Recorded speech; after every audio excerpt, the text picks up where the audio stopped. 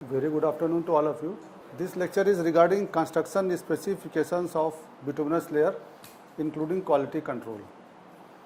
मुझे लग रहा है कि बिटुमिनस के सभी लेक्चर्स कंप्लीट हो गए हैं, क्यों मित्तल जी? हाँ सर। है ना? This will be the last one. अभी है आपका एक और पेमेंट डिज़ाइन का. ओके.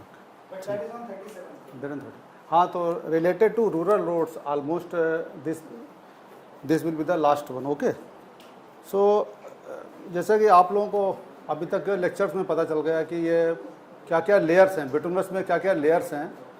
और जनरली आप लोग प्रीमिक्स कारपेट पे ज़्यादा काम करते होंगे रूरल रोड्स में. Premix carpet, seal coat, MSS पे भी कुछ लोग काम करते हैं. मिक्स सील सरफेसिंग पे नहीं, एमएसएस नहीं. और सरफेस ड्रेसिंग पे भी नहीं चल रहा है. अच्छा, बीएम और एसडीबीसी भी चल रहा है. बीएमएसडीबीसी. हाँ, तो बेसिकली पहले सरफेस ड्रेसिंग ज़्यादा यूज़ होते थे पीडब्ल्यूडी रोड्स वगैरह में. Surface dressing, single coat surface dressing, 2 coat. But NRRDA में ज़्यादातर प्रीमिक्स कारपेट यूज़ हो रहा है. लेकिन फिर भी एनआरआरडीए ट्राई कर रहे हैं कि दोबारा से इंट्रोड्यूस करें सरफेस ड्रेसिंग को. अब when we talk about the bituminous work, then there will be a interface treatment between the two bituminous layer और between the granular layer and the bituminous layer. So prime coat, सबसे पहले prime coat होता है. जब हम granular layer हमने ले कर दिया, उसके बाद प्राइम कोट है. प्राइम कोट का पर्पज है just to seal the capillary air voids on the surface of the granular layer. Then tack coat is a interface treatment between the two bituminous layer, just to make the bonding between the two bituminous layer. अब आता है thin bituminous surfacing. क्या क्या है? Surface dressing single coat भी हुआ है, surface dressing 2 coat भी होती है. ठीक है. देन प्रीमिक्स कारपेट में भी 2 टाइप से एग्रीगेट यूज़ होते हैं, 13.2 और 11.2 mm एंड 5.6 mm एग्रीगेट्स. उन दोनों के एक रेशियो में मिक्स कर दिया. डिटेलिंग बाद में बताएंगे. Then mix seal surfacing. तो मिक्स सील सरफेसिंग में क्या, it is a graded material. जैसे कि बाकी में क्या रेसिपी बेस्ड है. आप सरफेस ड्रेसिंग की बात करें या प्रीमिक्स कारपेट की बात करें, उसमें रेसिपी है कि 2 साइज ऑफ एग्रीगेट को आप किस किस रेशियो में मिला दें, और उसमें बाइंडर क्वांटिटी भी फिक्स है. बट जब हम एमएसएस की बात करते हैं तो एमएसएस में ग्रेडेड मटेरियल यूज़ होता है कि आप ग्रेडेड मटेरियल आप प्लांट से मिक्स करके लेके आए, then you lay it. Then comes the seal coat. Because ये जो all the 3 layers are there, surface dressing हो गया, प्रीमिक्स कारपेट हो गया, इसमें सील कोट की जरूरत पड़ती है, जबकि एमएसएस में सील कोट की जरूरत नहीं होती है. फिर अगर हमारा ट्रैफिक ज़्यादा बढ़ गया, जैसे कि आजकल पीएमजीएसवाई रोड्स में थोड़ा ट्रैफिक बढ़ रहा है, तो आजकल बीएम भी रिकमेंड कर रहे हैं. बीएम के ऊपर प्रीमिक्स कारपेट सील कोट कर रहे हैं, या कहीं कहीं पर बीएम के ऊपर एसडीबीसी भी रिकमेंड कर रहे हैं.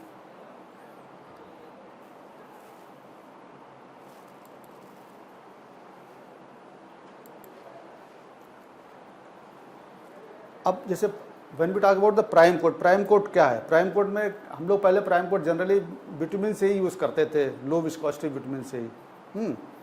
बट उसमें अब आजकल इमल्सन भी यूज़ कर सकते हैं. और इमल्सन में भी अलग अलग क्वालिटी है. जैसे अगर हम कोल्ड रीजन में जाएं तो वहाँ पर कटबैक भी यूज़ कर सकते हैं, तो वो डिटेल में बताएंगे.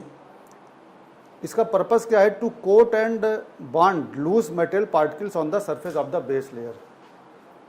कि जो हमारा जो ग्रेनुलर लेयर है, इसमें नीचे पानी न जाए बिटुमिनस लेयर के थ्रू, क्योंकि बिटुमिनस लेयर बिल्कुल इम्परवियस तो नहीं होती है. अगर हम इसकी बात करें प्रीमिक्स कारपेट की, तो इसमें तो काफ़ी वाइट्स होते हैं, 10% तक एयर वाइट्स होते हैं. एसडीबीसी और बीसी में 4-5% है. तो पानी तो जाता ही जाता है सरफेस बिटुमिनस लेयर से. तो वो पानी अगर ग्रेनुलर लेयर में न जाए और फर्दर डैमेज ना करे, इसलिए पर्पस है हमारा प्राइम कोट का, कि prime coat to seal the surface, granular surface, to harden और toughen the base surface, to provide a work platform for construction equipments. क्योंकि हमारा जो इक्विपमेंट्स वगैरह जाएंगे उससे सरफेस फर्दर डिस्ट्रेस ना हो, इसलिए यह पर्पस होता है हमारा प्राइम कोट का. To plug capillary voids. और इसमें जो ऑब्जेक्टिव होता है उसमें लो विस्कोसिटी इमल्सन यूज़ करें, जिससे कि कम से कम 10 mm तक हमारा बिटुमिन या हमारा इमल्सन पेनिट्रेट हो जाए. तो जो हमारा जो टॉप 8-10 mm का है, उसमें बॉन्डिंग हो जाएगी अच्छी. कैपिलरी एयर वाइट्स जो सील हो जाएंगे, प्लस साथ में बॉन्डिंग भी सरफेस पे अच्छी हो जाएगी. And to provide adhesion between the base course and the succeeding course. जैसे इसमें इसको एक पिक्चर के थ्रू रिप्रेजेंट किया गया है, जिसमें फर्स्ट में आप देखें कि इसमें जो है इमल्सन थोड़ा 7-8 mm तक नीचे जा रहा है. The emulsion must penetrate the first few millimetres of the layer very quickly. अब इसमें विस्कोसिटी बहुत इंपॉर्टेंट है। अगर मान लो ज़्यादा विस्कस मटेरियल है आपका, हाईली विस्कस है तो अंदर ही नहीं जाएगा, और बहुत ज़्यादा लो विस्कस है तो एकदम चला जाएगा, रिटेन ही नहीं करेगा। So prime coat will not succeed if the emulsion is of a viscosity that does not correspond to the gravel और has too high a breaking speed. बहुत जल्दी ब्रेक कर जाएगा इमल्सन, वो भी ऐसा नहीं होना चाहिए। तो विस्कोसिटी इसमें मेंटेन करना चाहिए हमको। अब नॉर्मल जो बिटवीन इमल्सन यूज़ करते हैं वो एसएस ग्रेड 1 होता है, स्लो सेटिंग ग्रेड 1। लेकिन अगर सब जीरो टेम्परेचर में यूज़ करना है तो वहाँ पर हम कटबैक बिटवीन भी यूज़ कर सकते हैं as a prime coat material. फिर उसकी क्वांटिटी की बात आती है। क्वांटिटी भी सरफेस पे डिपेंड करता है। जैसे WMM या WBM सरफेस है तो क्वांटिटी होगी हमारी 6 से 9 kg पर स्क्वायर मीटर, नहीं ये टन स्क्वायर मीटर के लिए है ना। और अगर हमारा सीमेंटीशियस स्टेबलाइज बेस है, जैसे कि आजकल बहुत जगह पर ग्रेनुलर लेयर की जगह स्टेबलाइज बेस यूज़ करते हैं। अभी आपके ज्वाइनिंग रूम के बगल में ही जो है अभी बहुत सारे वो पड़े हुए सिलेंडर मैंने देखे, CTB के ये कोर्स पड़े हुए हैं। तो इसका मतलब यहाँ भी CTB काफ़ी यूज़ हो रहा है, CTB या CTS भी। तो उसमें जो है 9 से 12 kg पर टन स्क्वायर मीटर में है। अगर ग्रेवल बेस है तो रिक्वायरमेंट बढ़ जाएगी हमारा, क्योंकि उसमें पेनिट्रेशन भी ज़्यादा होगा। When we talk about the construction, तो कंस्ट्रक्शन में भी क्योंकि हर जगह क्वालिटी है, क्योंकि ये कंस्ट्रक्शन एंड क्वालिटी कंट्रोल इस लेक्चर में जो है ना, कंस्ट्रक्शन एंड क्वालिटी कंट्रोल। तो जहाँ भी कंस्ट्रक्शन है वहाँ क्वालिटी जरूर आ जाएगी, हर स्टेज में क्वालिटी है। और quality is always demanded, quality की हर समय डिमांड करनी पड़ेगी, तभी क्वालिटी आपको मिलेगी। ऐसा नहीं कि एक बार आपने ट्रेनिंग करके छोड़ दिया, नहीं। All the time you have to demand the quality in every layer, in every aspect you have to demand the quality. तो उसमें सर्टेन गाइडलाइंस हैं कि कब करना चाहिए, कब नहीं करना चाहिए, किस कंडीशन में हमें करना चाहिए। जैसे कटबैक से अगर करना है तो cutback priming is not recommended on wet और डैम सरफेस। वैसे तो डैम सरफेस पे नहीं करना चाहिए, क्योंकि ये कुछ जगह पर ऐसा देखा जाता है, जब लोग प्राइमिंग करते हैं तो इमल्सन में थोड़ा पानी मिला देते हैं, जो कि सही नहीं है। वो समझते हैं कि इसमें पानी होता ही है, थोड़ा सा पानी और मिला दो, तो वो चीज़ सही नहीं है फिर उसमें। और जब उसमें कंटेनर में आते हैं ये इमल्सन के, है ना, तो पहले रोल कर लेना चाहिए। पहले उसको जो आपके ड्रम्स वगैरह पहले उनको रोल कर लो, फिर उनको ओपन करो, फिर यूज़ करो। और सरफेस पे डस्ट वगैरह नहीं होना चाहिए। Priming should not be perform when during dust, windy, rainy और फॉगी वेदर। वेदर का बड़ा ध्यान रखना चाहिए। मान लो अगर बहुत ज़्यादा अगर तो फॉगी वेदर है या रेनी है या कहीं कहीं पर बहुत हाई वेलोसिटी विंड है, तब भी यूज़ नहीं करना चाहिए, क्योंकि जो इस इमल्सन में क्या होता है, एयर ड्राइंग एंड क्यूरिंग, दो चीज़ें होती है, एयर ड्राइंग एंड क्यूरिंग। वो प्रोसेस भी बहुत फास्ट नहीं होना चाहिए। बहुत फास्ट हो जाएगा तो जो हमारा ऑब्जेक्टिव है कि इमल्सन अंदर जाए, सेट करे, बॉन्डिंग बनाए, वो सब पर्पज़ हमारा सॉल्व नहीं हो पाएगा। तो इस तरह की जो है एम्बिएंट कंडीशंस को हमें देखना चाहिए। फिर हम बात करते हैं टेम्परेचर की, कि टेम्परेचर बहुत कम नहीं होना चाहिए, बहुत ज़्यादा नहीं होना चाहिए। ये जो 20 से 60 डिग्री की रेंज है, तो 60 डिग्री का भी एम्बिएंट टेम्परेचर नहीं होता, ये पेमेंट टेम्परेचर है। एम्बिएंट टेम्परेचर जो है वो 10 डिग्री से ज़्यादा होना चाहिए। और अगर पॉसिबल हो तो किसी मैकेनाइज्ड इक्विपमेंट से करें, so that distribution should be uniform, क्योंकि मैनुअल करने में कहीं कम और कहीं ज़्यादा हो जाता है, पूरी सरफेस कवर नहीं हो पाती है, तो हमारे कुछ वीक पॉकेट्स बन जाते हैं। जहाँ पर प्राइमिंग नहीं हो पाया वो हमारे वीक पॉकेट्स बन जाते हैं, वहाँ पर डस्ट आ जाती है। तो वहाँ पर जो बॉन्डिंग है, the bonding will not be appropriate between the granular layer and the bituminous layer. और पहले ऐसा भी कर सकते हैं कि कोई ट्रायल सेक्शन हम बना लें, 100 मीटर का ट्रायल करके देख लें कि इमल्सन ठीक से काम कर रहा है कि नहीं कर रहा है, सरफेस पे ठीक है नहीं है, फिर रेट ऑफ एप्लीकेशन क्या है। क्योंकि जिस तरह से मान लो अगर हम किसी उसमें डिस्ट्रीब्यूटर में भी ले जा रहे हैं, किसी कंटेनर से भी कर रहे हैं, तो वहाँ भी हमें स्पीड देखना पड़ता है कि किस स्पीड से हम करें, जिससे कि एक हमारी सफिशेंट क्वांटिटी जाए, कम भी ना हो और ज़्यादा क्वांटिटी भी ना हो। और अगर 24 घंटे के अंदर हमें कंस्ट्रक्शन करना है, तो फिर अभी बीच में ये डिस्कशन हुआ था मिनिस्ट्री में कि हमें टैग कोड की ज़रूरत है कि नहीं है, केवल प्राइम कोड सफिशिएंट है। नहीं, अगर 24 घंटे तो ज़्यादा हो ही जाते हैं हर जगह पर है जनरली, तो 24 घंटे से अगर ज़्यादा हो गए हैं तो फिर आपको टैग कोड की ज़रूरत होती है। अब जैसे इसमें जो एक पिक्चोरियल व्यू से दिखाया गया है कि ये जो ये है ना, कि आपकी हाइट सफिशिएंट होना चाहिए, जिससे कि जब ये जो स्प्रे होगा ना, ये ओवरलैप करना चाहिए, जो स्प्रे ओवरलैप होना चाहिए, जिससे सरफेस हमारा जो है complete surface will be cover.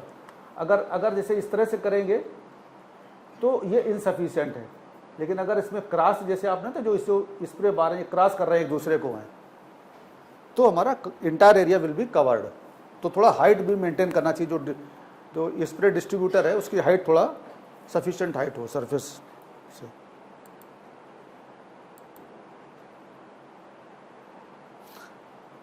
फिर इसमें क्या फ्रीक्वेंसी होना चाहिए, क्या हमें क्या क्या किस तरह से टेस्ट करना चाहिए, कि क्वालिटी ऑफ बाइंडर है ना, कितना कितना करना चाहिए।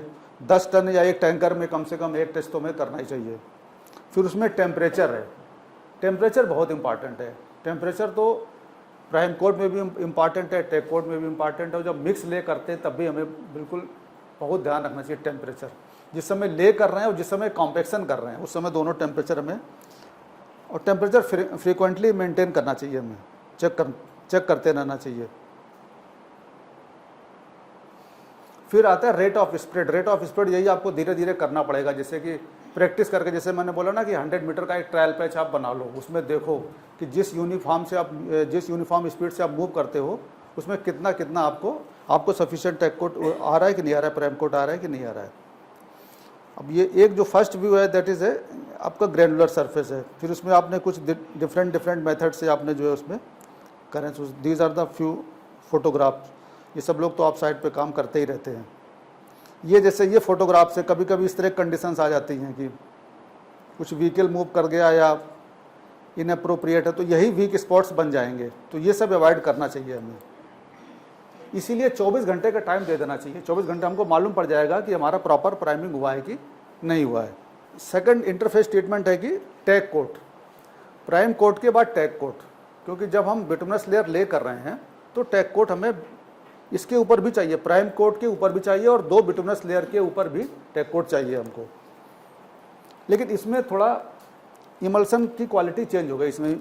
इसमें रैपिड सेटिंग इमल्सन हमको चाहिए, उसमें स्लो सेटिंग था, इसमें रैपिड सेटिंग इमल्सन हमको चाहिए। क्योंकि टैग कोट इमीडिएट स्प्रे करने के बाद तुरंत हम जो है अपना वर्क स्टार्ट कर देते हैं।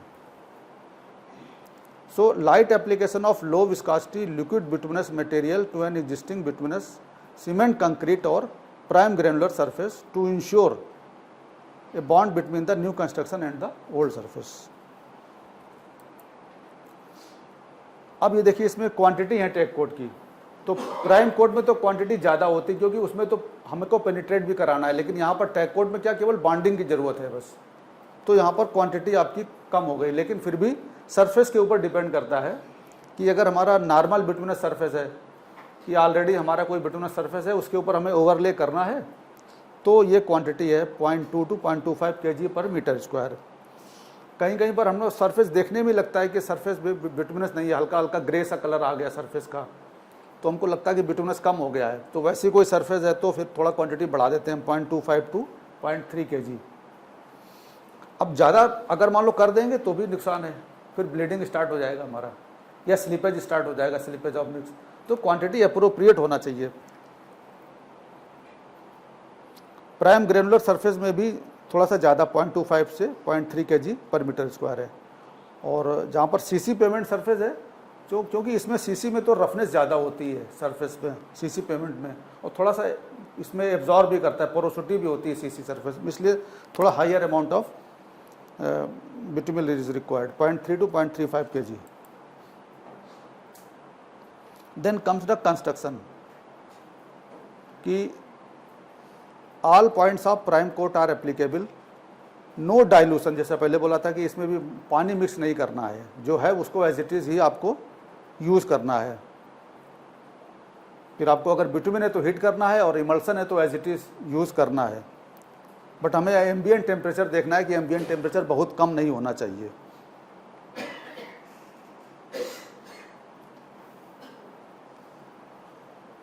This is some of the photograph of the application of tack coat. अब हम जब टैग कोट स्प्रे करते हैं तो इसको मेज़र कैसे करें? तो मेज़र करने के लिए क्या है, मेथोडोलॉजी है कि हम एल्युमिनियम की प्लेट एक है 200 mm बाई 200 mm की, तो वो प्लेट रख के और फिर हम स्प्रे मतलब उसको स्प्रे करते हैं, फिर देखते हैं कि before and after weight of the plate की कितना इस पर विटामिन रिटेन हुआ है, ठीक है ना। और फिर हमको उसका एरिया पता होता है, तो हम कैलकुलेट कर लेते हैं कि उस प्लेट में कितना विटामिन रिटेन हुआ है, उसका एरिया क्या है, तो रेट ऑफ एप्लीकेशन क्या है, उससे हमें पता चल जाएगा। ये तो आप लोग करते ही होंगे सब लोग फील्ड में। अब हम बात करते हैं एग्रीगेट्स की। एग्रीगेट्स में अब जैसे हम जब ग्रेनुलर लेयर की बात करते हैं तो ग्रेनुलर लेयर में हमें एग्रीगेट इंटरलॉकिंग भी चाहिए और इंटरनल फ्रिक्शन भी चाहिए, ठीक है। तो वहाँ साइज और शेप जो है वो अलग टाइप का होता है ग्रेनुलर लेयर में। लेकिन जब हम बिटुमिनस की बात करेंगे तो बिटुमिनस में हमें इंटरनल फ्रिक्शन चाहिए और बॉन्डिंग चाहिए। तो ज़्यादातर अगर हमारा फ्लैकी है, इलांगेटेड पार्टिकल है, ये सब नहीं चाहिए क्योंकि वो सब क्रैक हो सकते हैं ड्यूरिंग रोलिंग में। तो cubical size of aggregates are very good हैं। और क्वालिटी ऑफ एग्रीगेट्स, इसका वाटर एब्जॉर्प्शन वगैरह हमें चेक करना होता है। जब सरफेस लेयर की हम बात करते हैं तो वाटर एब्जॉर्प्शन बहुत इंपॉर्टेंट है, 1% से ज़्यादा नहीं वाटर एब्जॉर्प्शन होना चाहिए, स्पेसिबिलिटी अच्छी होनी चाहिए।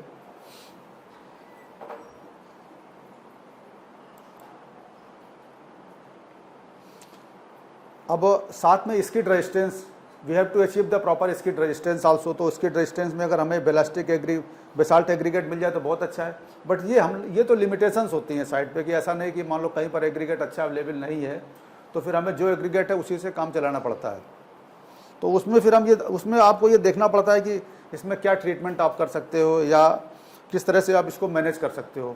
कहीं कहीं पर जैसे बहुत ऐसे रिमोट एरियाज़ में से, हालांकि यहाँ पर मध्य प्रदेश में तो ऐसा प्रॉब्लम नहीं होगा, बहुत जगह पर जैसे नॉर्थ ईस्ट वगैरह स्टेट्स में क्या होता है, वहाँ पहले कोटिंग करते हैं इमल्सन से, फिर बाद में उसको दोबारा से करते हैं क्योंकि वहाँ पर पोरोसिटी बहुत ज़्यादा हो जाती है एग्रीगेट्स की है।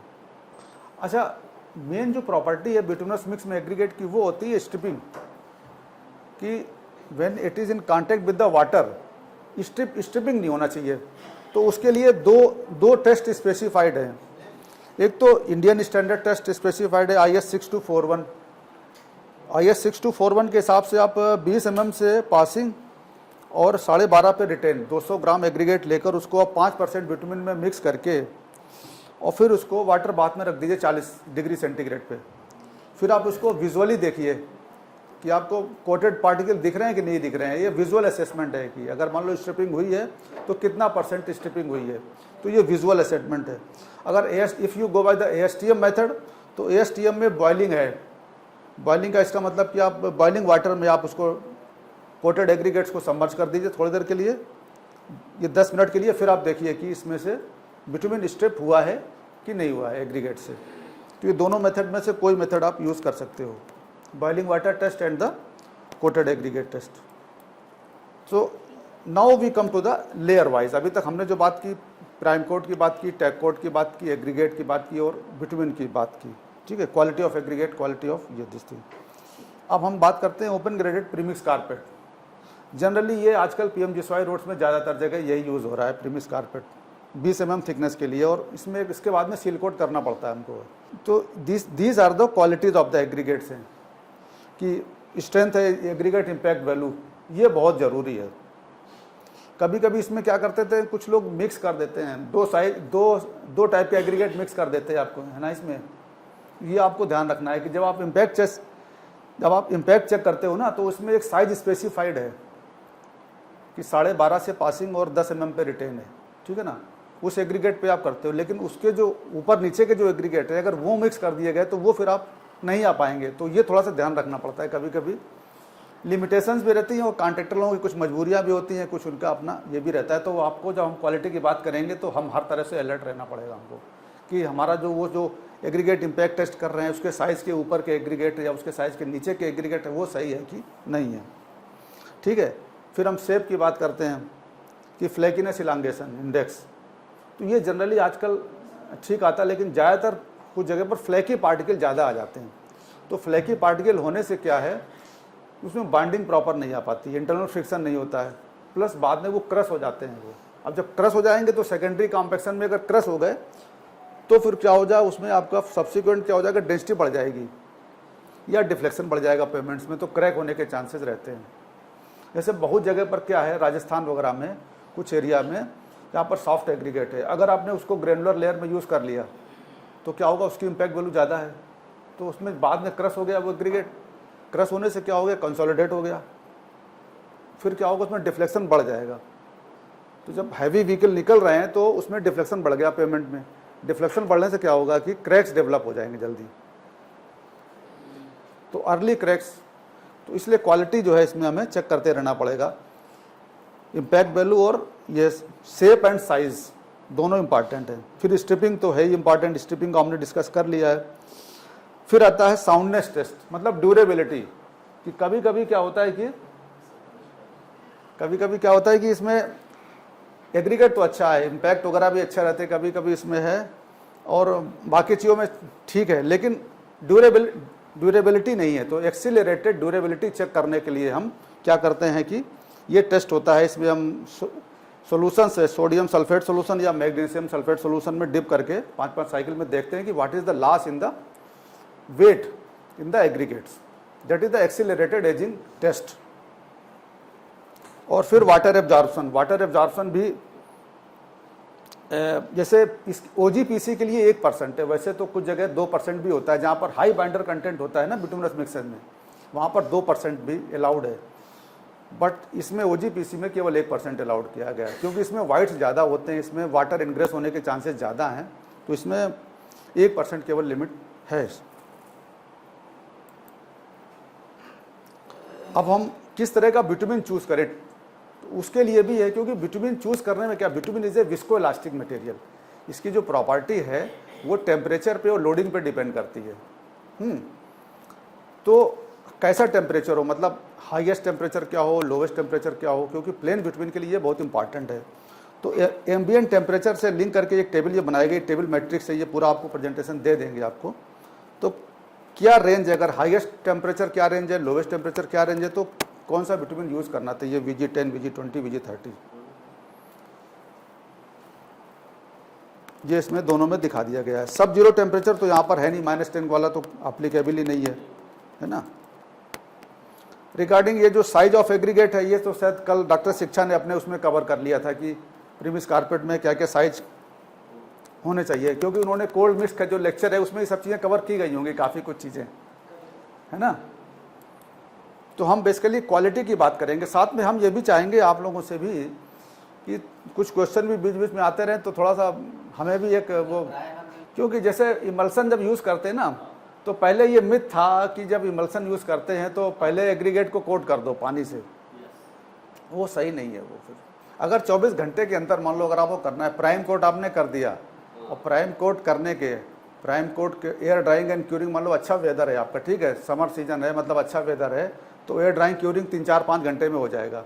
उसी दिन अगर आपको करना है लेयर, तब तो आप कर सकते हो बिना टैग कोड के, क्योंकि उसका एक मिनिस्ट्री ने जो एक सर्कुलर निकाला था बाद में, उसका एडेंडम निकाला है कि 24 घंटे के, वैसे उसमें कोड में भी ये बात लिखी गई है, ये बात है कि 24 घंटे के अंदर करना है तब तो आप कर लो, 24 घंटे से ज़्यादा हो गया तो फिर आपको टैग कोड करना ही करना है। क्योंकि इस पे मतलब काफ़ी डिबेट भी हुई थी, काफ़ी रिप्रेजेंटेशन भी आए थे, आप लोगों को पता होगा, तो एक एमिनेंट साइंटिस्ट ने इसमें काफ़ी कुछ लिखा था वो।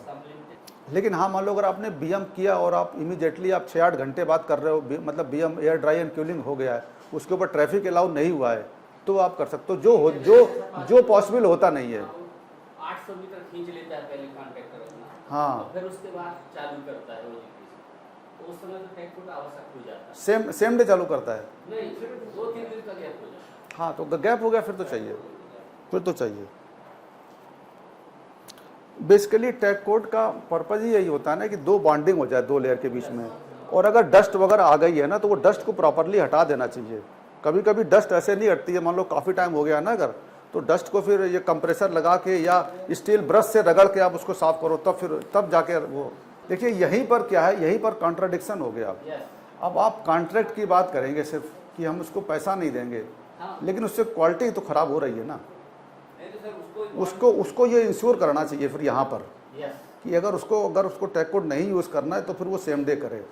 ऐसा नहीं कि आप पेमेंट नहीं करोगे तो उससे ये इससे नहीं, बात क्वालिटी में कंप्रोमाइज़ हो जाएगा वहाँ पर। ये that is a compromise between the engineering and the ये फाइनेंस।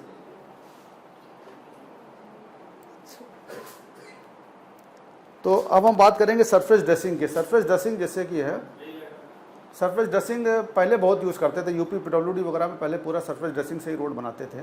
तो सरफेस ड्रेसिंग में सिंगल कोट या 2 कोट में सरफेस ड्रेसिंग करते हैं।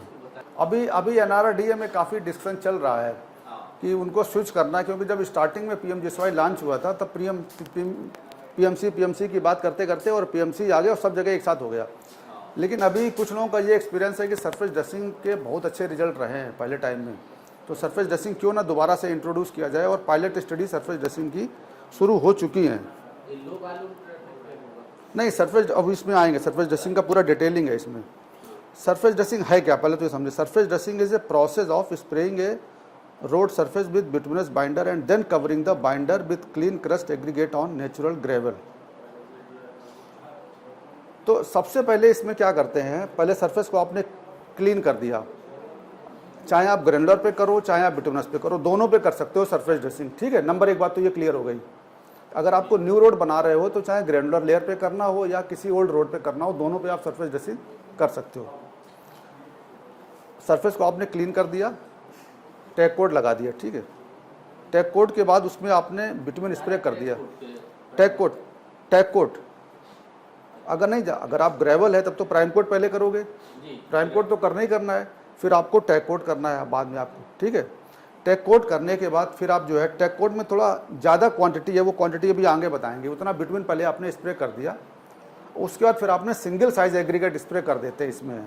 वो अभी एग्रीगेट के भी अलग अलग साइजेज हैं, चार साइज़ के एग्रीगेट इसमें यूज़ करते हैं, ठीक है। तो ये 2 कोट में अगर करना है तो पहले थोड़ा सा लार्जर साइज पार्टिकल जो है वो आपको करीब 19 mm या 13 mm वाले पहले आपने स्प्रे कर दिए, उनको आपने रोल कर दिया, ठीक है।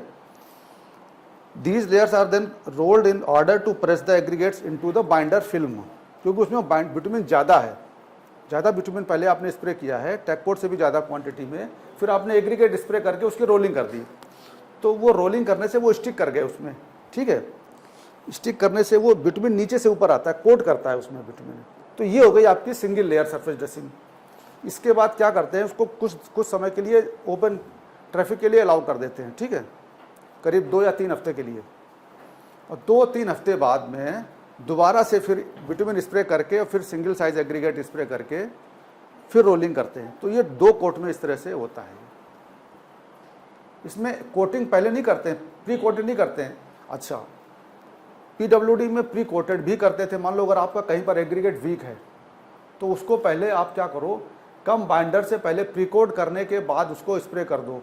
तो वो प्रोसेस भी होता था कि मतलब रा एग्रीगेट भी इसमें होता था स्प्रे और कोटिंग के बाद भी, बट वो जो कोटिंग की क्वांटिटी जो होती थी वो बाद में उसमें से रिड्यूस कर देते थे, ठीक है। ये इसकी गाइडलाइंस दी गई है इसमें IRC 110205 में। अब जो फर्स्ट लेयर होती है वो करीब 19 mm की या 13 mm की होगी। अब जो उसमें जो वाइट्स बच गए, अब चूँकि जो हमारा जो सेकंड लेयर है, सेकंड लेयर में थोड़ा स्मॉलर पार्टिकल यूज़ करेंगे जो कि उसके अंदर भी चले जाएं, ठीक है ना। उसके अंदर जाकर जो उसमें जो है इंटरलॉकिंग कर दे और एयर वाइट्स को फिल कर दें उसमें। सरफेस ड्रेसिंग का वीडियो तो नहीं है, लेकिन ये कुछ फोटोग्राफ्स इसमें हैं। इसमें जब सरफेस ड्रेसिंग करते हैं तो उसमें क्या होता है, जो टॉप का जो एग्रीगेट्स है ना वो कोटेड नहीं रहता है, लेकिन नीचे पूरा कोटिंग अच्छे से हो जाती है, बाइंडिंग अच्छी हो जाती है उसमें सरफेस में। तो पहले जो है सरफेस ड्रेसिंग करने के बाद जो है 3-4 साल तक 5 साल तक कोई प्रॉब्लम ज़्यादातर रोड में नहीं होती थी, क्योंकि बेसिकली होता है क्या है, बिटुमिनस रोड में क्या है, पानी अंदर नहीं जाना चाहिए, ज़्यादा पानी, मतलब पानी है तो फिर स्टैग्नेशन ऑफ वाटर नहीं होना चाहिए, ठीक है ना, क्योंकि पानी ही सबसे ज़्यादा डैमेज करता है। चाहे तो आप बिटुमिनस लेयर की बात कर लो, चाहे ग्रेनुलर लेयर की बात कर लो, चाहे नीचे सॉइल की बात कर लो, जिस लेयर में पानी एकोमुलेशन हो गया वहीं पर प्रॉब्लम स्टार्ट हो जाएगी। इसीलिए क्या करते थे, जब पीएमजीएसवाई स्टार्ट हुआ था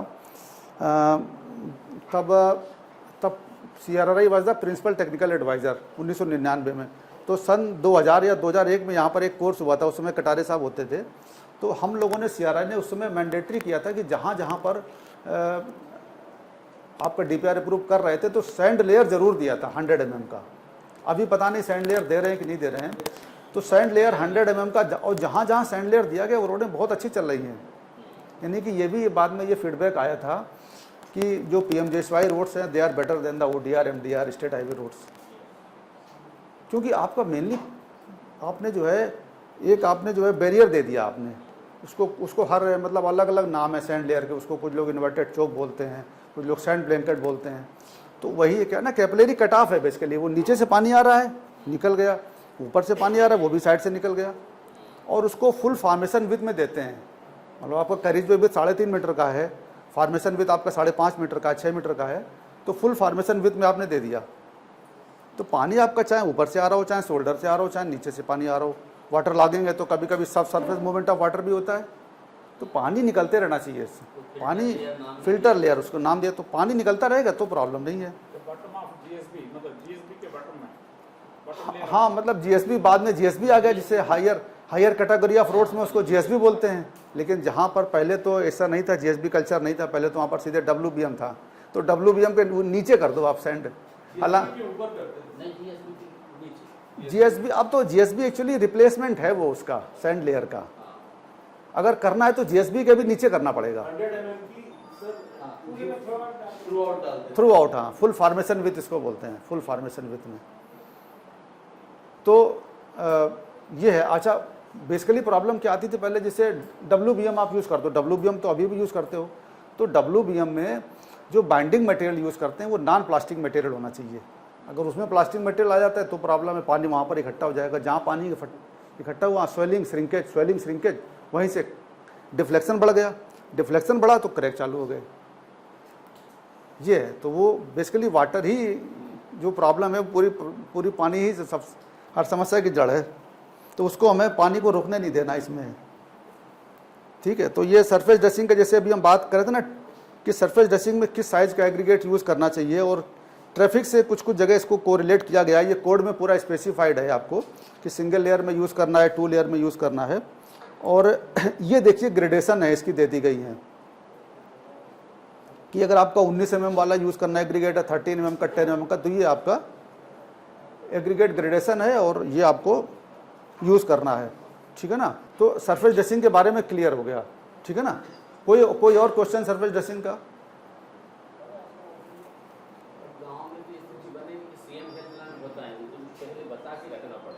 क्योंकि अभी पीएमडीएसवाई में सबको जानकारी बहुत अच्छा रोड बना दी with sealing, CMC and sealing, और सरफेस ड्रेसिंग में ऊपर की लेयर में दामन नहीं दिखेगा।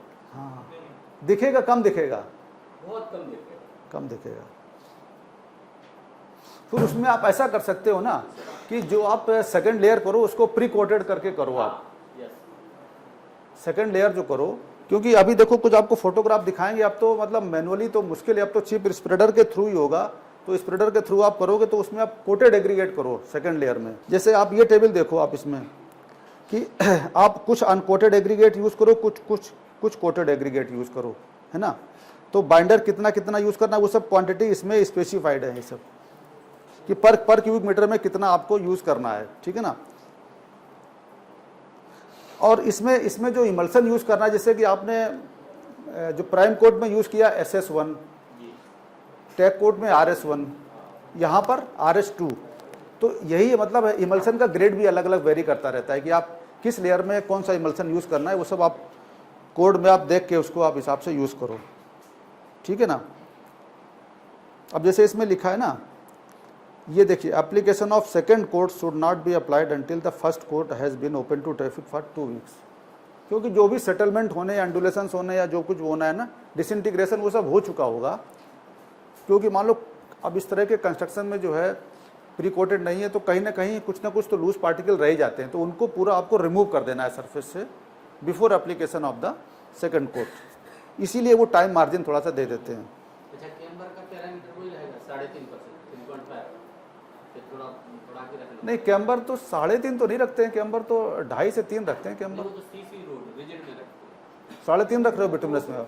3.5 तो, हाँ 3.5 तो बहुत ज़्यादा हो जाएगा। और कंस्ट्रक्शन आप हमेशा साइड से करो, मतलब एजेस से करो कंस्ट्रक्शन। एजेस से जो है कैम्बर की तरफ, मान लो जैसे आपका 3.5 मीटर का रोड है, ठीक है, ऐसे रोड है 3.5 मीटर का, 3.5 मीटर रोड में तो आप ऐसे ही करोगे ना, तो कंस्ट्रक्शन इधर से स्टार्ट करो आप, ऐसे हाफ में इधर से ले जाओ, हाफ में इधर से ले जाओ। 5.5 मीटर का है तो पहले इधर से करते जाओ, फिर इधर से कॉम्पैक्शन करो, तो आप प्रॉपर कैम्बर मेंटेन कर लोगे आप। फिर ये जो टेस्ट स्पेसिफाइड हैं ये बहुत ज़रूरी हैं। इसमें इसमें मतलब आप लोग एक एक ये मतलब फिक्स करो कि कोई ना कि हर वर्क के लिए कोई ना कोई सुपरवाइज़र फिक्स करो, जिसको आपको बोलो कि आपको क्वालिटी इंश्योर करना, उसकी प्रॉपर ट्रेनिंग हो, तब आपको क्वालिटी होगी। क्योंकि ये बहुत छोटी चीज़ है, इसमें थोड़ा नेग्लिजेंस बहुत होता है। इसमें एक्चुअली बस क्वालिटी में सिर्फ एक ही चीज़ है, नेग्लिजेंस और थोड़ा सा अवेयरनेस। क्योंकि जो काम करने वाले वो उतना बॉदर नहीं करते हैं। जो आपको वर्कमैनशिप है ना, वर्कमैनशिप को अच्छा कैसे करना है उसके लिए एक सुपरवाइज़र चाहिए आपको। तो वर्कमैनशिप आप अच्छा कर लो, फिर थोड़ा हमारा मटेरियल 19-20 का भी हो भी जाता है तो भी ठीक रहता है।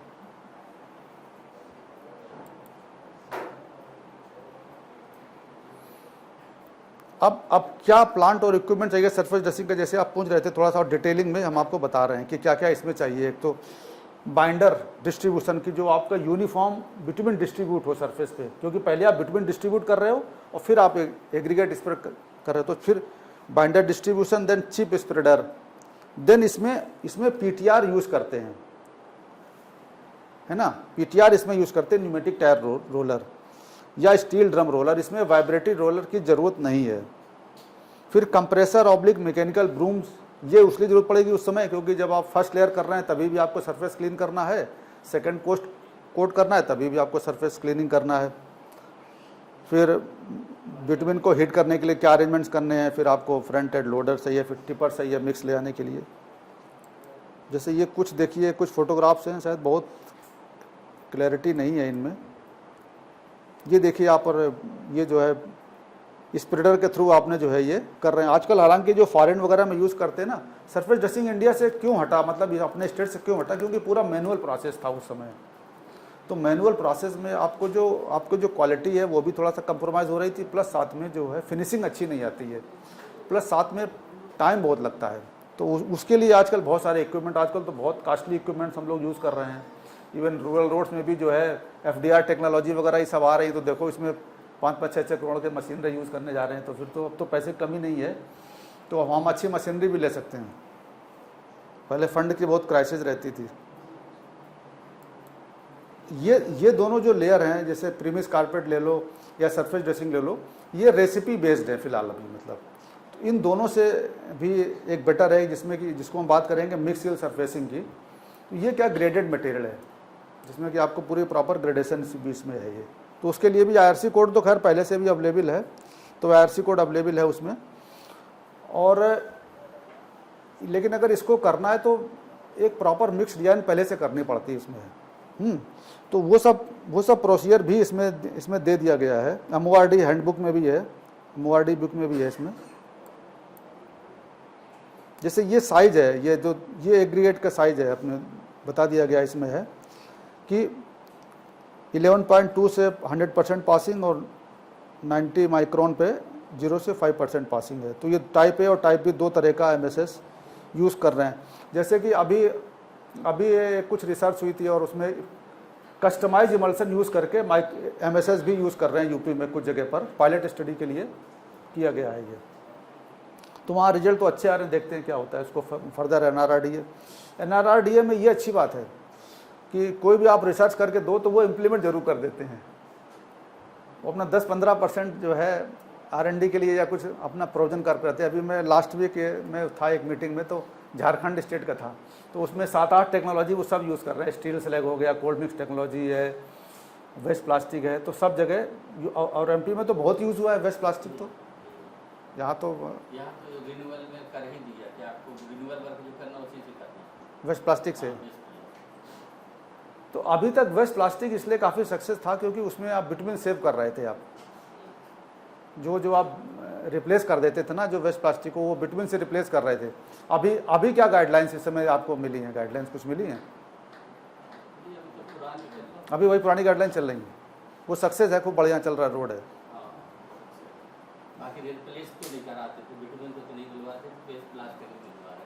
बाकी उसका नहीं, रिप्लेस तो हो रहा था बिटुमिन। क्या लो नहीं, नई वाली में तो वो हटाया गया है जानबूझ के। वो तो उसमें कमेटी में था, उसमें तो काफ़ी डिलीवरेशंस हुआ था उसमें। लेकिन अगर नहीं भी, मतलब अगर हटा भी देते फिर भी रोड बढ़िया चल रही है, वो सक्सेस है, मतलब, है ना। चलिए, अच्छा है। मतलब ये टेक्नोलॉजी से वेस्ट प्लास्टिक हुआ, इस तरह की जो है ठीक है। आप पोल्यूशन भी हटा रहे हो, इन्वायरमेंट भी क्लीन कर रहे हो। और ये जो क्वालिटी जैसे है ना, ग्रेडिंग वगैरह, ये सब तो आप लोग करते ही करते हो।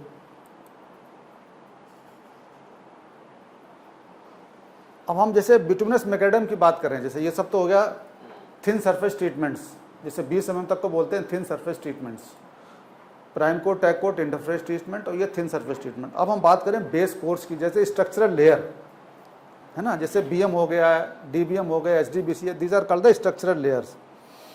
तो इसमें स्ट्रक्चरल लेयर्स में क्या एग्रीगेट की क्वालिटी होनी चाहिए, जैसे एग्रीगेट इम्पैक्ट वैल्यू जो है कि क्या मतलब टेस्ट की इसमें एक स्लाइड से तो आगे बढ़ गए हमें, जैसे बिटुमिनस मैकेडम है ना, तो इसमें क्या एग्रीगेट इम्पैक्ट वैल्यू होना चाहिए। फिर स्ट्रिपिंग टेस्ट, जैसे वैसे यहाँ भी देखना है, फ्लैकीनेस इलॉन्गेशन की लिमिट पहले 30 थी, अब 35 कर दी गई है ना, क्योंकि 30 मिलना थोड़ा सा मुश्किल हो रहा था, 35 अचीव हो जा रहा है। अब आप ये देखिए, जो इम्पॉर्टेंट चीज़ है ना कि OGPC में वाटर एब्जॉर्प्शन 1% है, यहाँ पर 2% है, देख रहे हैं आप, जबकि ये स्ट्रक्चरल लेयर है, वो थिन सरफेस ट्रीटमेंट है, क्योंकि वो एकदम एक्सपोज टू एटमॉस्फेयर है, उसमें वाइट्स ज़्यादा हैं, वाइट्स तो उससे भी ज़्यादा वाइट्स ज़्यादा उसमें विटामिन कम है, इसलिए वहाँ पर वाटर एब्जॉर्प्शन 1% है। तो इसको बड़ा आपको ध्यान रखना है इस चीज़ को, कि आपको एग्रीगेट अच्छा यूज़ करना है, अगर PMC यूज़ करना है, यहाँ पर 2% भी अलाउेबल है। फिर आपका साउंडनेस टेस्ट ड्यूरेबिलिटी में तो सेम लिमिट है। फिर these are the frequency of the test, ये सब आपको इस फ्रीक्वेंसी टेस्ट करने ही तो आप करते ही होंगे सब लोग, है ना, कोड के हिसाब से। आप लोगों ने कुछ उस तरह का हैंडबुक वगैरह बनाया हुआ है कि साइट वगैरह पर रखते होंगे ना, सबको दे रखा होगा इंजीनियर्स वगैरह को, बुकलेट वगैरह एक छोटी सी बना रखी है। इस बारे में गुजरात ने बहुत अच्छा बनाया हुआ, कभी आप गुजरात से कांटेक्ट करो, गुजरात में जिन्होंने छोटा सा बना रखा है, सब पॉकेट में रखते हैं छोटी सी बना के, वो इंजीनियर्स लोग। हाँ, एक छोटी सी है बिल्कुल एकदम डायरी टाइप में, वो पॉकेट में रखते हैं हमेशा है। हाँ, बाकी ये सब। अब इसमें जैसे बिटुमिनस मैकेडम की बात करें तो इसमें मार्शल मेथड तो एप्लीकेबल नहीं है, लेकिन मार्शल मेथड यूज इसलिए करते हैं थोड़ा सा, क्योंकि उसमें डेंसिटी हमें चेक करनी होती है। जिससे मार्शल मेथड करते हैं कि to find out the optimum binder content, तो आप इसमें तो ऑप्टिमम बाइंडर कंटेंट निकालना नहीं है, इसमें तो हमें पता है कि 3 से 3.5% लगभग विटामिन यूज़ करते हैं, 3 या 3.5। अगर एग्रीगेट की क्वालिटी अच्छी है, स्पेसिफिक ग्रेविटी ज़्यादा है, 2.7 से ऊपर है तो 3% ले लो, और अगर 2.7 से कम है या 2.7 है तो आप 3.5% तक कर सकते हो। स्पेसिफिक ग्रेविटी से क्यों रिलेटेड है वाटर विटामिन कंटेंट, क्योंकि अगर स्पेसिफिक ग्रेविटी ज़्यादा होगी तो एग्रीगेट हार्ड है, मतलब उसका वाटर एब्जॉर्प्शन कम है, तो उसमें कम बाइंडर कंटेंट पे काम चल जाएगा आपका। जैसे आपका यूपी में जो है ना, ये झांसी या ग्वालियर का एग्रीगेट बहुत अच्छा है, यहाँ की स्पेसिफिक ग्रेविटी करीब 2.89 तक जाती है, तो वहाँ पर लोअर बाइंडर कंटेंट में भी आपको अच्छा मिक्स बन जाएगा। तो फिर वहाँ पर क्या 2 ही पैरामीटर हैं, बाइंडर कंटेंट और डेंसिटी। तो आप उस बाइंडर कंटेंट पे आप डेंसिटी चेक कर लो कि भाई ये डेंसिटी आपको मिल गई लेबोरेटरी में, फिर आपको उसको 98% अचीव करना है फील्ड में। अब पहले तो 98% का क्राइटेरिया था कि जो लैब डेंसिटी उसका 98% आपको फील्ड में अचीव करना है, लेकिन अभी MORTH ने चेंज कर दिया है, लेकिन वो DBM और BC के लिए है, क्योंकि BM तो हटा दिया है MORTH ने, लेकिन MORDA में BM अभी है, तो अभी आपको उसी से जाना है। 98% आपको जो डेंसिटी आपको लैब में डेंसिटी मिल रही है उसका 98% आपको अचीव करना है।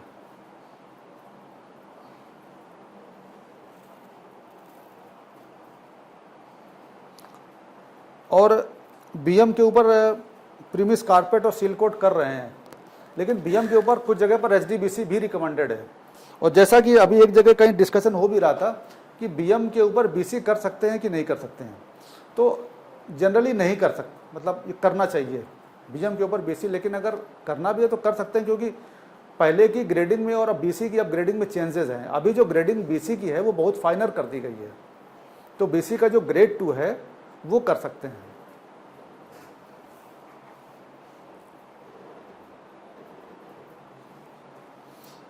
अब हम बात करेंगे सेमी डेंस बिटुमिनस कंक्रीट। तो एग्रीगेट की प्रॉपर्टीज इसमें भी लगभग वही है जो BM में यूज़ करते हैं हमें, है ना। इसमें वाटर एब्जॉर्प्शन भी 2% है और बाकी लगभग सभी कुछ वही है। तो सेम क्वालिटी ऑफ एग्रीगेट इसमें भी हम यूज़ कर सकते हैं। लेकिन इसमें आप ये देख रहे हैं कि जो लास्ट में है ना, लास्ट में देखिए रिटेन टेंसाइल स्ट्रेंथ एक पैरामीटर दिया गया है, ये लास्ट में सब लोगों को दिख रहा है रिटेन टेंसाइल स्ट्रेंथ। ये पैरामीटर बीएम में नहीं है, ये पैरामीटर बीएम में, क्योंकि बीएम में केवल 2 ही पैरामीटर हैं, तो आपका बाइंडर कंटेंट और डेंसिटी है बस, बाकी उसमें स्ट्रेंथ पैरामीटर डिफाइन नहीं किए गए हैं। स्ट्रेंथ पैरामीटर डिफाइन करने शुरू होते हैं डीबीएम, एसडीबीसी और बीसी में, क्योंकि वो प्रॉपर मार्शल मेथड से आप डिज़ाइन कर रहे हो, तो वहाँ पर मार्शल स्टेबिलिटी भी आ जाती है, वहाँ पर आपको रिटेन टेंसाइल स्ट्रेंथ भी आ जाएगी। रिटेन टेंसाइल स्ट्रेंथ इसलिए निकालते हैं क्योंकि ये हमारा मिक्स मॉइस्चर के लिए कितना सेंसिटिव है, वो चीज़ हमें देखना पड़ता है। In the presence of water whether it is going to behave properly और it is going to lose its strength, so that is their retain tensile strength is required. Tensile strength जिसे हम बात करें ना टेंसाइल स्ट्रेंथ की, तो bituminous mixes की अगर हम बात करें तो इसमें ऐसा कोई टेंसाइल स्ट्रेंथ तो होगी नहीं, ये इनडायरेक्ट टेंसाइल स्ट्रेंथ है। क्योंकि टेंसाइल को जनरली हम जब भी बात में दिमाग आती है ना, टेंसाइल मतलब किसी चीज़ को हम खींचें तो उसकी टेंसाइल स्ट्रेंथ आना चाहिए। यहाँ तो ऐसा हम कुछ नहीं खींच रहे हैं, यहाँ पर इनडायरेक्ट टेंसाइल स्ट्रेंथ है। हम लोड तो कंप्रेसिव लोड अप्लाई कर रहे हैं, बट वो मिक्स हमारा स्प्लिट हो रहा है, तो ये इसको बोलते हैं स्प्लिटिंग टेंसाइल स्ट्रेंथ, इसलिए इसको बोलते हैं इनडायरेक्ट टेंसाइल स्ट्रेंथ। तो ये जो फिनोमिना है, ये फिनोमिना ज़्यादा एग्रेसिव हो जाता है in the presence of water, कि अगर मान लो हमारे रोड्स में पहले माइक्रो क्रैक डेवलप हो गए, फिर थोड़ा वाटर लॉगिंग रोड पे हो गया, वाटर स्टैग्नेशन हो गया, when the vehicle is moving on the road, water is injecting और ingressing into the pavement with a very high force that try to split the mix. तो वो जो phenomena है रिटेन टेंसाइल स्ट्रेंथ, वो हम इसके थ्रू देखते हैं। वो वैल्यू हमारा 80% इसमें हमको अचीव करना चाहिए। 80% अचीव हो रहा है मतलब हमारा मिक्स सस्टेन करेगा, हालांकि 80% भी बहुत ज़्यादा नहीं है। इसीलिए आपने देखा होगा बहुत जगह पर, चाहे आप विलेज रोड ले लो, चाहे आप अर्बन रोड ले लो, चाहे आप हाईवे ले लो, जहाँ पर भी कॉमर्शियल एक्टिविटी हैं या हैबिटेशंस हैं, लोग रह रहे हैं, वाटर लॉगिंग है, ड्रेनेज प्रॉपर नहीं है, तो वहाँ पर फ्रीक्वेंट डैमेज हो जाता है रोड्स में। इवन अच्छे अच्छे शहरों में, दिल्ली शहर में भी आप देखो ना, बहुत जगह पर महारानी बाग एरिया ले लो, सफदरजंग एरिया ले लो, या कहीं भी ले लो कि वीआईपी एरिया, लेकिन जहाँ मानसून आता है 15 दिन बाद एकदम रोडों की हालत ख़राब हो जाती है, क्योंकि वो बिटवीन सस्टेन नहीं कर पा रहा है उस कंडीशंस के लिए, वाटर लॉगिंग के लिए। तो फिर ऐसी जगहों पर, जैसे आपने देखा होगा विलेज रोड्स वगैरह में पीएमजीएसवाई में करते हैं कि हम सीमेंट कंक्रीट रोड बना देंगे, है ना, यही तो बोलते हैं कि सीसी रोड बना दो आप, वो हमारा सस्टेन करेगा। तो जैसे अभी मित्तल जी ने बताया कि अभी हमारा ये था 2 दिन का कोर्स था फ्लेक्सिबल पेमेंट का, 1 दिन का रहेगा रिजिड पेमेंट का, लेकिन इन दोनों के बीच में हमने कोशिश किया है कि आपको थोड़ा सा उस टेक्नोलॉजी के बारे में बता दें जो टेक्नोलॉजी मिक्सचर है बिटवीनस और कंक्रीट का, ठीक है। तो हम अब आप उस टॉपिक पे आपको ले चल रहे हैं कि that is in between the flexible and the rigid payment. तो एक ट्रांजिशन भी हो जाएगा हमारा फ्लेक्सिबल से रिजिड की तरफ। अब ये सब जो पैरामीटर्स हैं, चूँकि हम मार्शल मेथड से डिज़ाइन करेंगे, तो ये सब मार्शल मेथड में है कि 75 ब्लोज होना चाहिए। थोड़ा सा हमने एसडीबीसी भी कवर कर लिया, हालांकि एसडीबीसी जनरली होता नहीं है, लेकिन कुछ जगह पर हो रहा है, इसलिए थोड़ा सा हमने कवर कर लिया इसको भी है। क्योंकि मार्शल मेथड अप्लाई करेंगे तो उसमें ये सब पैरामीटर हैं कि पहले मार्शल सैंपल को बनाना, ठीक है ना, डिफरेंट बाइंडर कंटेंट पे, फिर उसमें 3-4 पैरामीटर हैं, उसको ऑप्टिमाइज़ करना, उसको बोलते हैं ऑप्टिमम बाइंडर कंटेंट। ऑप्टिमाइज़ करना प्रॉपर्टीज़ को, कि हम एयर वाइड्स भी हमारे कंट्रोल में रहें, हमारा VFB वाइड फील्ड विटमिन भी कंट्रोल में रहे, हमारी डेंसिटी भी ज़्यादा हो, हमारी स्टेबिलिटी भी ज़्यादा हो। तो जब 3-4 पैरामीटर हैं, तो 3-4 पैरामीटर के जो हाईएस्ट वैल्यू है, जो डिज़ायरेबल वैल्यू है, उस पर जो बाइंडर कंटेंट है उन सबका एवरेज ले लिया, then we get the average binder content और द ऑप्टिमम बाइंडर कंटेंट। फिर उस पर हम ये सब डिज़ायरेबल प्रॉपर्टीज चेक करते हैं, जिससे मार्शल स्टेबिलिटी हो गया, टेंसाइल स्ट्रेंथ हो गया, या रिटेन टेंसाइल स्ट्रेंथ हो गया, सब प्रॉपर्टी चेक करके then we go for the designing of the mix. अब एक चीज़ जो बहुत इंपॉर्टेंट है, वो जैसे स्टार्टिंग में बोला था, टेम्परेचर है, क्योंकि अलग अलग जगह पर अलग अलग बाइंडर यूज़ कर रहे हैं, VG10, 20, 30, 40। तो ये अब पहले तो क्या था, पेनिट्रेशन ग्रेड बिटवीन था, अभी क्या विस्कोसिटी ग्रेड है। तो विस्कोसिटी भी तो टेम्परेचर पे डिपेंड करती है, अल्टीमेटली तो टेम्परेचर ही है। जैसे हम विस्कोसिटी भी डिफाइन करते हैं, तो mixing temperature, mixing viscosity, laying temperature, laying viscosity, है ना। तो विस्कोसिटी से रिलेटेड विस्कोसिटी और टेम्परेचर आपस में रिलेटेड, इसलिए अगर हम higher grade of bitumen use कर रहे हैं तो डेफिनेटली हमें मिक्सिंग टेम्परेचर भी हमारा ज़्यादा रहेगा, लेइंग टेम्परेचर भी हमारा थोड़ा ज़्यादा रहेगा, कॉम्पैक्शन टेम्परेचर भी ज़्यादा रहेगा। अगर इसमें हम पॉलीमर मिला देते हैं, जैसे पॉलीमर भी अलग अलग तरह के आते हैं, इलास्टिक पॉलीमर है, ये प्लास्टोमरिक पॉलीमर है, तो पॉलीमर अगर हमने मिलाया या वेस्ट प्लास्टिक मिलाया हमने, ठीक है ना, तो वेस्ट प्लास्टिक भी का भी जो है टेम्परेचर होता है मेल्टिंग टेम्परेचर, हालांकि वेस्ट प्लास्टिक का तो बहुत ज़्यादा होता है, कुछ जो HDP है उनका तो 200 से ऊपर होता है, 220 225, लेकिन हम जो बिटुमिनस मिक्सेज में यूज़ करते हैं LDP है ना, तो LDP का जो है मेल्टिंग पॉइंट होता है करीब करीब आपका 150 डिग्री, 150 160, वही प्लास्टिक हम यूज़ कर सकते हैं बिटुमिनस मिक्सेज में। इसीलिए कोड में प्रॉपरली डिफाइन है कि आप किस तरह का वेस्ट प्लास्टिक यूज़ करेंगे। तो उसी तरह से जब बिटुमिन यूज़ कर रहे हैं तो अलग अलग बिटुमिन के लिए भी हमारे अलग अलग टेम्परेचर्स हैं। तो ये जो टेबल है ये बहुत इंपॉर्टेंट है कि अगर हम हायर ग्रेड का बिटुमिन यूज़ कर रहे हैं VG40 जिसकी विस्कोसिटी ज़्यादा है, तो उसका फिर हमें जो है अलग अलग टेम्परेचर पे अलग अलग वो सब करना चाहिए। इसमें शायद mixing, laying and rolling temperature, ये शायद है, ये रोलिंग है, लेइंग है, mixed material, aggregate temperature and bitumen temperature, ये 5 चीज़ें हैं, ठीक है ना। अब बेसिकली होता क्या है, जब हम ड्रम में टेम्परेचर मेंटेन करते हैं ना, तो ड्रम में तो जब बिटुमिन भी आ रहा है उसी में एग्रीगेट भी आ रहा है, तो एग्रीगेट का टेम्परेचर तो बहुत ज़्यादा नहीं होना चाहिए, लेकिन इसमें फिर भी जो है ज़्यादा इसलिए दिखा रहा है क्योंकि जब फ्लेम आती है ना डायरेक्ट, और वहीं पर एग्रीगेट आ रहा है ड्रम मिक्स में, क्योंकि यहाँ पर बैच मिक्स तो यूज़ नहीं करते हैं, तो ड्रम मिक्स में थोड़ा सा हायर हो जाता है, बट वो केवल फ्यू सेकेंड्स के लिए होता है, इसलिए बहुत ज़्यादा उसमें डिटोरिएशन नहीं होता है। लेकिन अगर हम कंट्रोल कर ले जाएँ कि एग्रीगेट टेम्परेचर 150 डिग्री तक हो तो बेटर है। So this is the table to give you an idea about the mixing temperature, rolling temperature and the compaction temperature.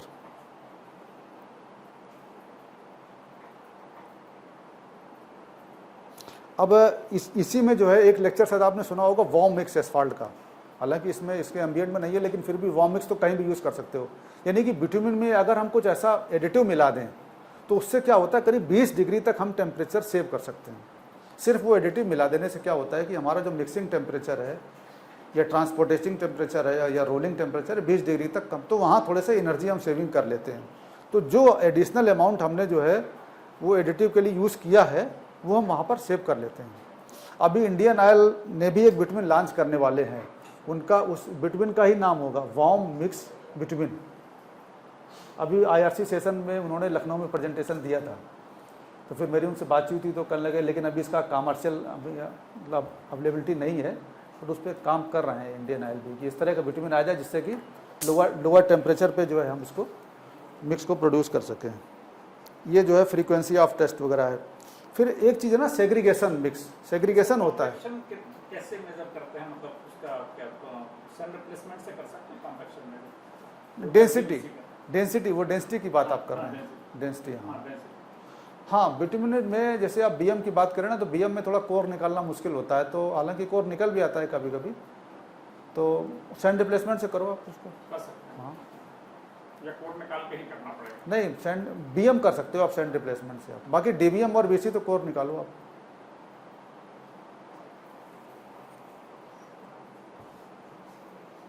जैसे सेग्रीगेशन क्या होता है, सेग्रीगेशन मतलब कि segregation separation of courser and the smaller particle. जैसे आपने ज़्यादा हीप इकट्ठा किया, मिक्स गिर रहा है, अनलोड हो रहा है, तो क्या due to gravity the coarser particle roll down from the top to the bottom, है ना, so that is called the segregation. तो इस सेग्रीगेशन को अवॉइड करने के लिए हमें क्या करना चाहिए कि एक सिंगल हीप में इसमें मिक्स को कलेक्ट नहीं करना चाहिए, इसमें ट्रक को आगे पीछे मूवमेंट करते रहना चाहिए इस तरह से। पहले फ्रंट में लोड कराएं, फिर उसके बाद में लास्ट में लोड कराएं, फिर मिडिल में बाद में लोड कराएं, तो we can avoid the segregation during the unloading, during this loading in the tipper. और यही सेग्रीगेशन जब हम अनलोड करते हैं, जब जाके जैसे हम उसकी बात करें ना, जाके टिप उसमें पेवर में, तो वहाँ पर जो एंगल होता है ना, एंगल 45 डिग्री से ज़्यादा नहीं एंगल होना चाहिए अनलोड करते समय। कभी कभी वो अचानक एंगल बढ़ा देते हैं जब 45 डिग्री से ज़्यादा, तो वहाँ भी सेग्रीगेशन हो जाता है।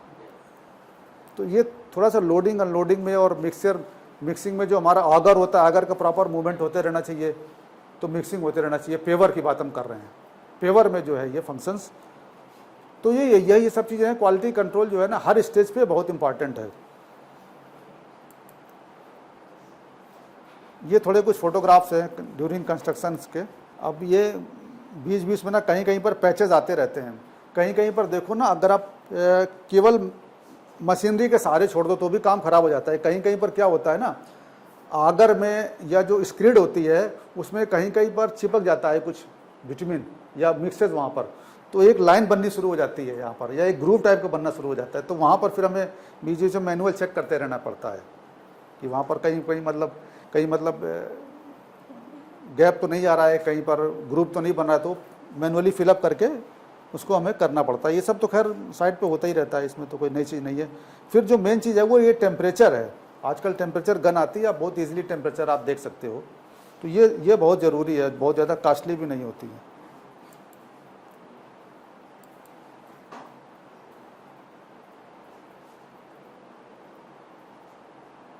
ये कुछ फोटोग्राफ है, जैसे कि mix should have sufficient stability.